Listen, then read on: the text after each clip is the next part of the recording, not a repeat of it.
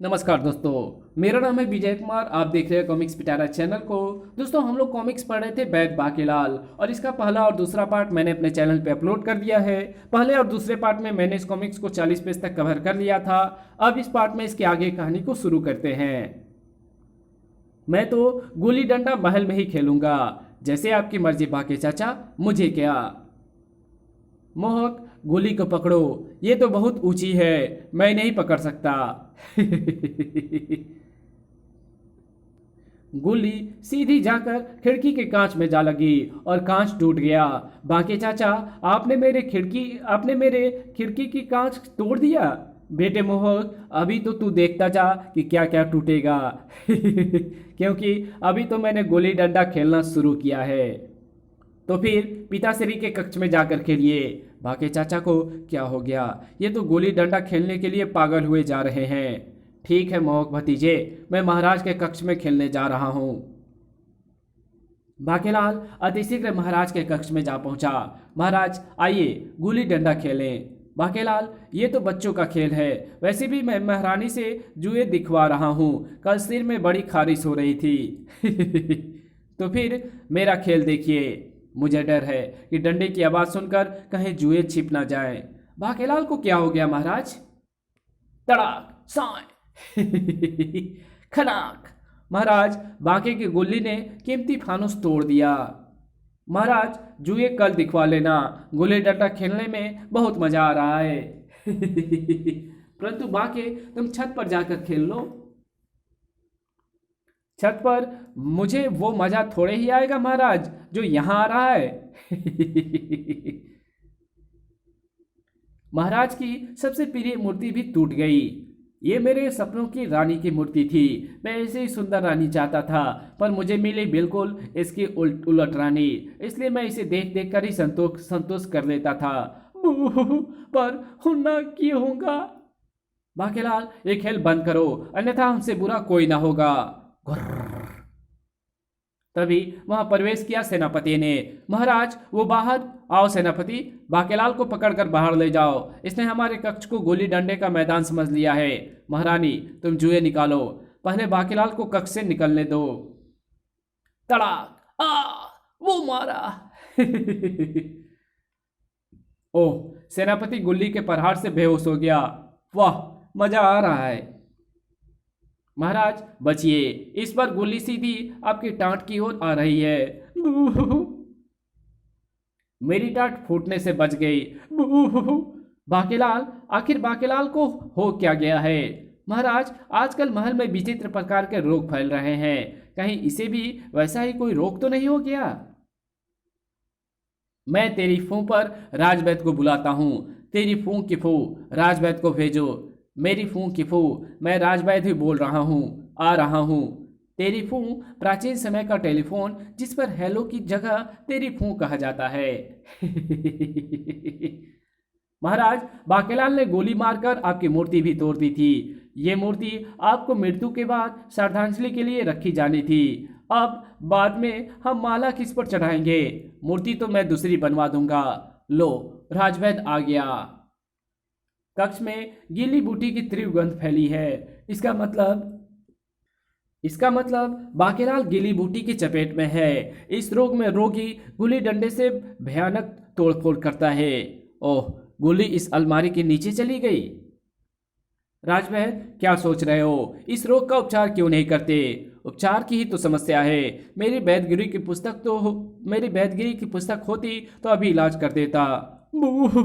मैं बूटी लेकर आता हूं महाराज। तभी महाराज, ये राक्षस कहां से आ गया?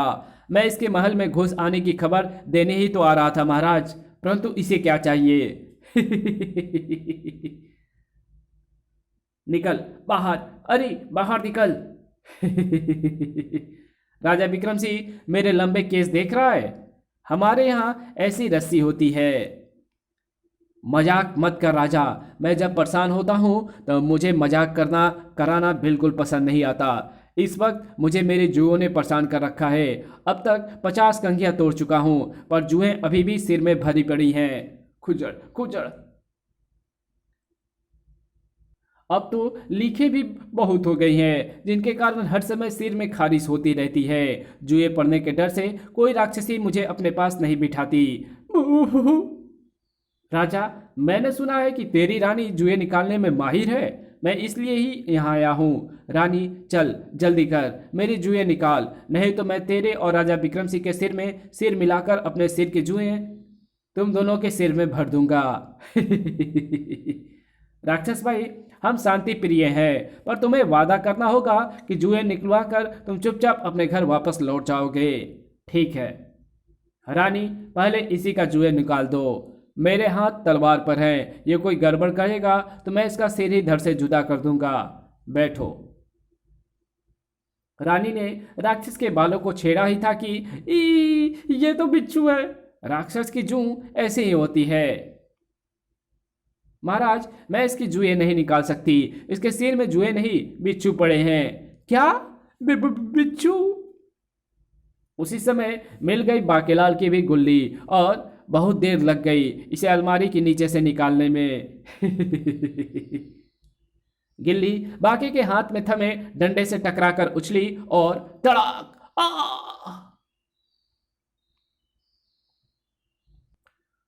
मैं तो गिरा, परंतु हलदेव के वध के मुताबिक तो मुझे एक बार गिरना था, केवल अपनी मृत्यु के समय। तो क्या हमारी मृत्यु आ गई है? परंतु मेरी मृत्यु तो गुल्ली सिर पर लगने से होनी थी। तो क्या जो मुझसे आकर टकराई थी वो एक गुल्ली थी? अरे हाँ, ये तो गुल्ली ही है। चंगा पाई होनप्पा चल रहेंगे। बू। अच्छा, तो हम चलते हैं। मेरी गुल्ली टूट गई। राक्षस मर गया बाकेलाल, और अब मुझे समझ में आ गया कि तुम यहाँ आकर गुल्ली डंडा क्यों खेल रहे थे।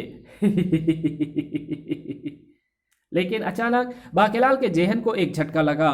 ओह, ये क्या? ऐसा लग रहा है जैसे मैं किसी रोग की नींद से जागा हूँ। हाँ, याद आया, मैंने गिली बूटी वाला डंडा पकड़ लिया था, जिससे मोह को लगने वाला रोग मुझे लग गया था। उस बूटी का असर 2 घंटे तक ही रहना था। और लगता है इस दौरान मैंने राक्षस मार गिराया है। चलो, कोई तो फायदा हुआ मुझे गिल्ली डंडा खेलने का। सेनापति, इस राक्षस को टांगों की ओर से सावधानी पूर्वक घसीट कर ले जाओ और इसका अंतिम संस्कार कर दो। जो आज्ञा महाराज। धत तेरी की, मुझे पता होता तो मैं ही इसे गुल्ली मारकर गिरा देता। बाकेलाल, अगर तुम्हारे सिर में भी जुए हो तो महारानी से निकलवा लेना। पर एक बात तो बाकी बेटा, अगर तेरी गुल्ली राक्षस को ना लगती तो ये राक्षस आज मुच्छड़ का कीमा बना देता। चलो रानी, जुए निकालो। कमबख्त, फिर खारिश शुरू हो गई। चल बेटा बाके, तू भी चल यहाँ से। उसी रात निकली फिर राजा विक्रम सिंह की पर्ची। फिर मोटे के नाम की पर्ची निकल आई। क्योंकि मैंने उसके नाम की 2 पर्चियां डाली थी। पहली बार तो दवा का असर सेनापति पर हो गया था, परंतु इस बार ऐसा नहीं होगा। और तब मिल गई पाषाण बूटी को पीसकर अगर किसी को दही के रायते में मिलाकर खिला दिया जाए तो उसका शरीर पत्थर का होने लगता है। पाषाण बूटी की पहचान भी लिखी है और उसका चित्र भी इस पुस्तक में बना है।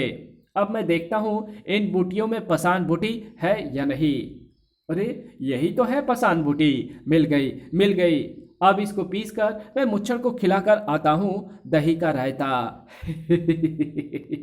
इधर उसी समय कारागार में, तपस्या करनी बंद कर दे वत्स, आंखें खोल और देख तेरे सामने कौन खड़ा है।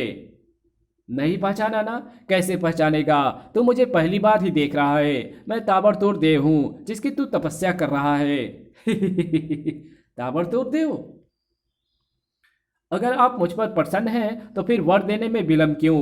मैंने आपका थोबड़ा देखने के लिए आपकी तपस्या थोड़ी ही की है। मुझे राजा विक्रम सिंह से बदला लेना है।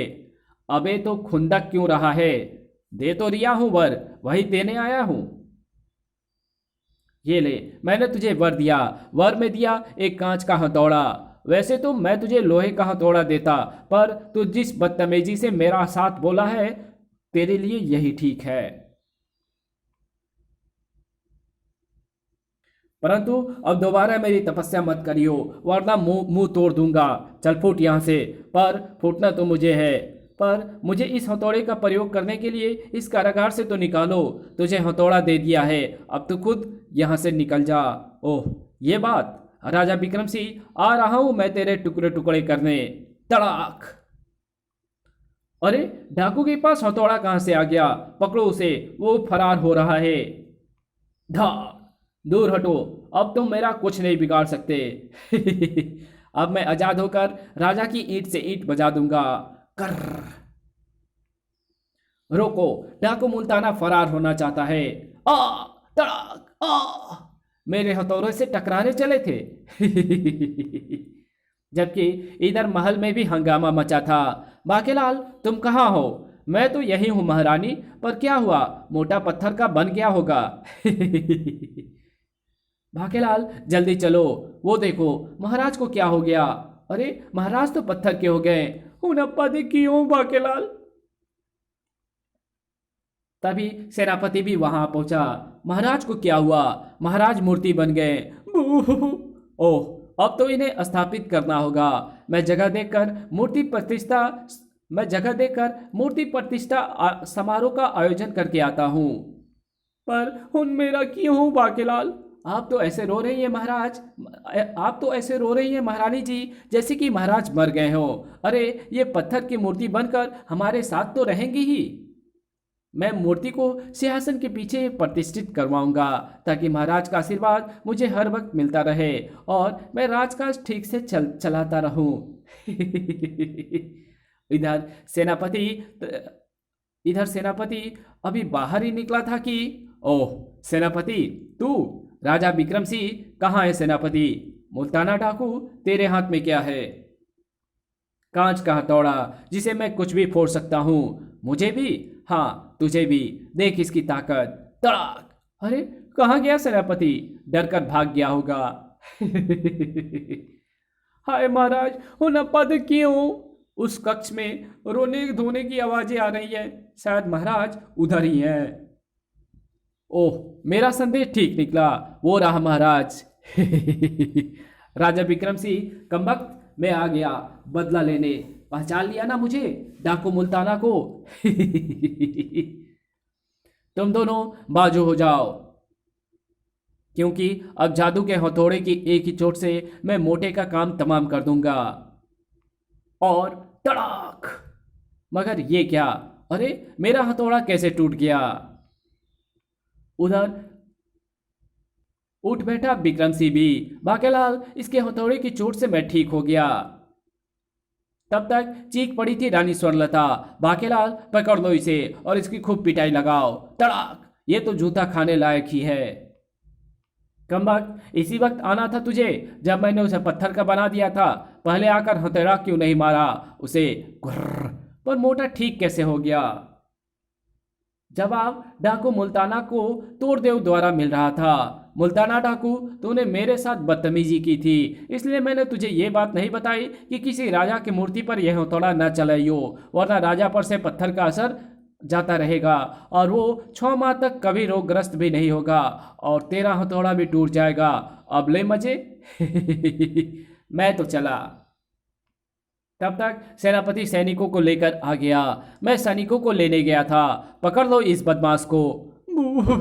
आज के बाद कभी किसी देवता की तपस्या नहीं करूंगा। बाकेलाल, अब तो तुम्हें मुझे दही के रायते का रहस्य बताना ही पड़ेगा, ताकि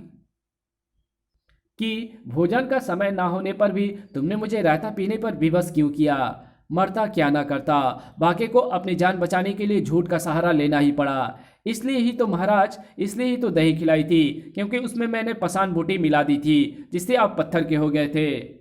मुझे शंकर भगवान ने भविष्यवाणी करके मुल्ताना डाकू के कांच के जादू के हथौड़े के विषय में पहले ही बता दिया था। तो फिर बाके दे पुच्ची।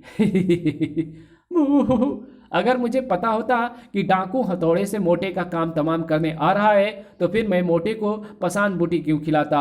अब तो मुच्छड़ 6 माह तक रोगग्रस्त भी नहीं होगा। पुस्तकें वापस ले जाकर राजवैद्य के कक्ष में रख देता हूँ।